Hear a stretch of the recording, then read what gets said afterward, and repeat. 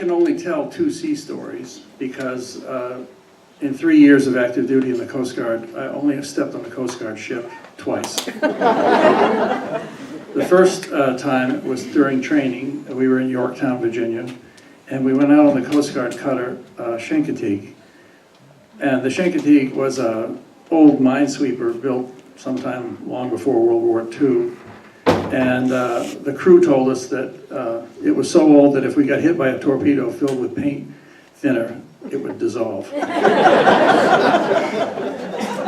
We were out on Chesapeake Bay, right at the entrance of Hampton Roads, and we were running back and forth and using a sextant to try to measure accurately the distance between the sun and the horizon. It had something to do with navigation.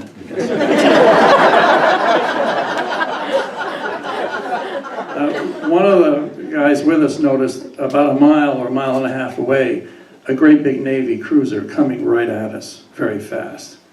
And we said to the chief bosun mate with us, that ship's not where it's supposed to be. And he said, don't worry. And all of a sudden up on the bridge of the Chincoteague, the signal lamp started to flash.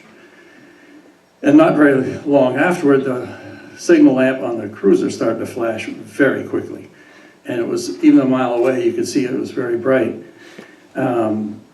And we said to the chief, what's he saying? What's he saying? He said, and then he said, the message is, we've been in Vietnam for 2 years, we're coming ashore, get the hell out of the way. And we said, Chief, we've got the right of way. I mean, this is our prerogative here. What are we going to do? And he said, we're going to get the hell out of the way. The second seaborne adventure I had was about a year later, and it was due to the fact that we were doing a burial at sea on the Mississippi River.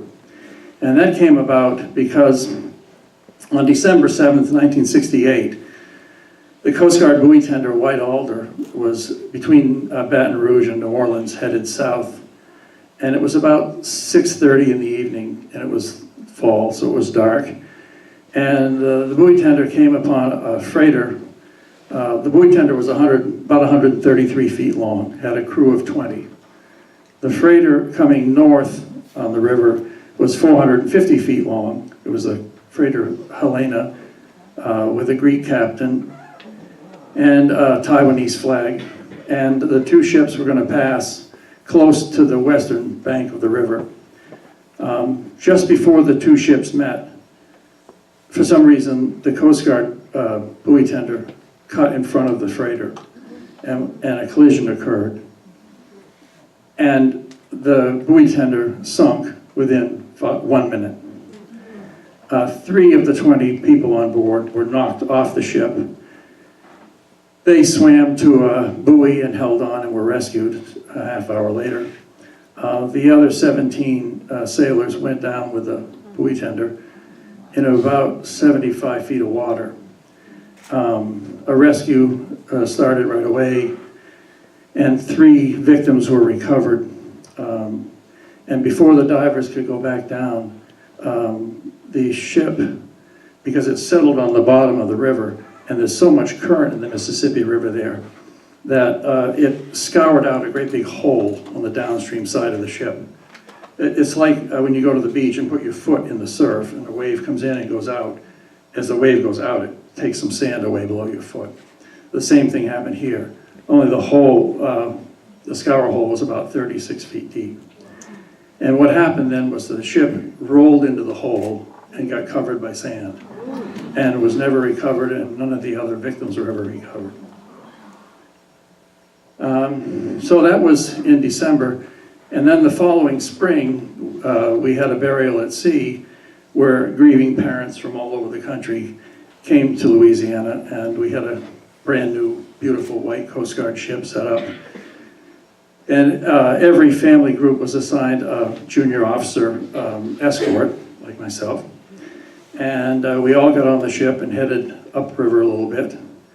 And it was a beautiful day, as only it can be in the spring in Louisiana, actually. Probably the best day of the year. Beautiful blue sky, hot sun. The river was very calm and lovely.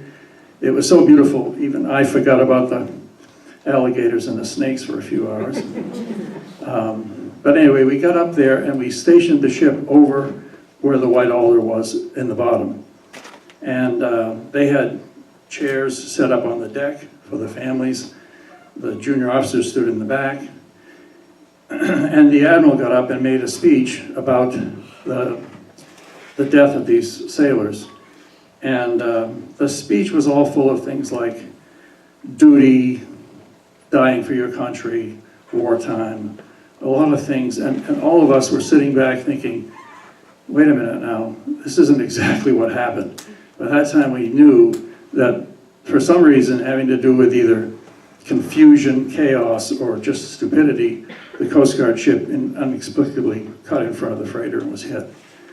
There was no glory or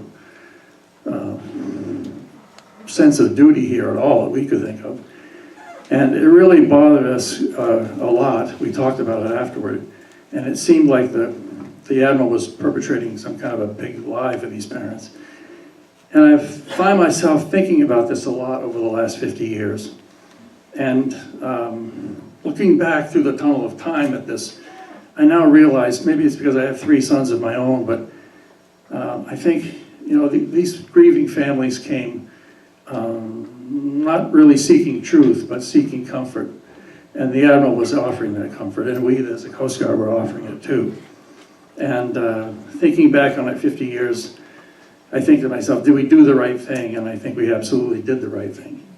And it made me realize that sometimes the brutal truth really is too brutal. Thanks.